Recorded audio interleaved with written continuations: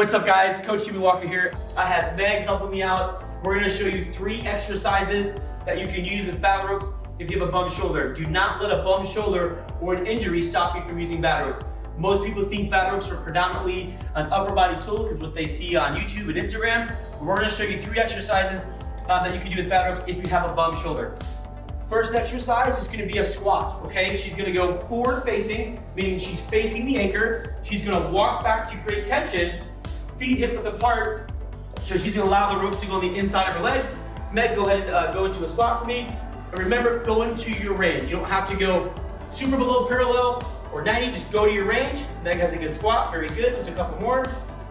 So obviously Meg's doing a good job of keeping the tension. The goal would be to keep the entire of the ropes off the ground. Go into your range, right, as far as that squat depth. It's very good, staying vertical. As far as hand positioning goes, you don't want to go out if you have a bum shoulder or behind the head. Keep them just right here, right to the side of the ribcage. Good. Just one more squat for me, Meg. Your heels are staying on the ground, looking good, and relax. Awesome.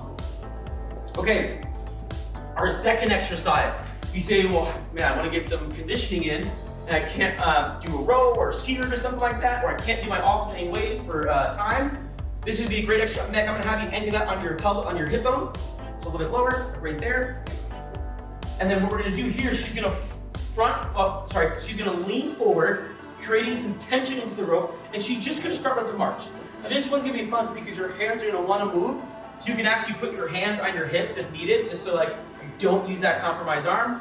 She's starting with the march, she's keeping that front load, and you could actually bring this to the next level, and you can just jog in place, but keeping the front load lean. Some people will have a tendency to let the rope pull them back. You're fighting the rope and you're going forward, forward, forward. Again, you can do this for time, sets.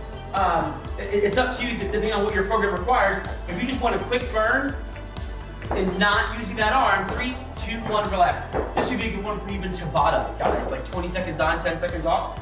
Okay, one more, Meg. We're gonna take a seat and we're gonna do a seated row hold. This is another good one. You're gonna actually sit in the rope, so the rope is actually behind you. It's a seated row isometric hold, working on your upper back, so your scaps, your rhomboids, your lever scapula. This one's good for people who sit at a desk all day long, and even like recovering from a shoulder injury. So Meg's just gonna pull tight.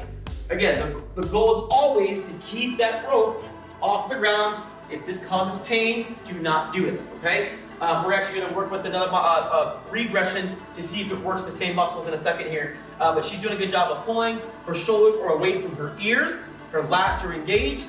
I'd say just pretend you're holding like a pet hamster. You don't want the fly out, you don't want to depth grip the rope, but keep the shoulder blade squeezed. Good, looking good. Try to sit up a little more vertical, don't lean back. Keep on coming forward, breathe back. Now pull. Now it's harder. So she was kind of using her body weight there. Now she's forward, she's vertical. Looks like a perfect 90-degree angle. Squeeze in, 3, 2, 1, and relax. Nice, man, that's awesome. So if you say, hey, Jim, I absolutely cannot use my arms for that last seated row, just kind of thinking on the fly here, we anchor the rope kind of on her like short head tricep area. She's still staying tall. She said she actually feels in her core a little bit more as opposed to upper back. But again, it's still isometric hold. I promise you her doing something here. It may not look like it, but she's fighting the tension of the rope. She's still trying to stay vertical. And look, she's actually doing a great job of still keeping a little bit more than half the rope off the ground. She's staying tall, squeezing. Now you can actually press your elbows into the rope, not using your arms at all or hands.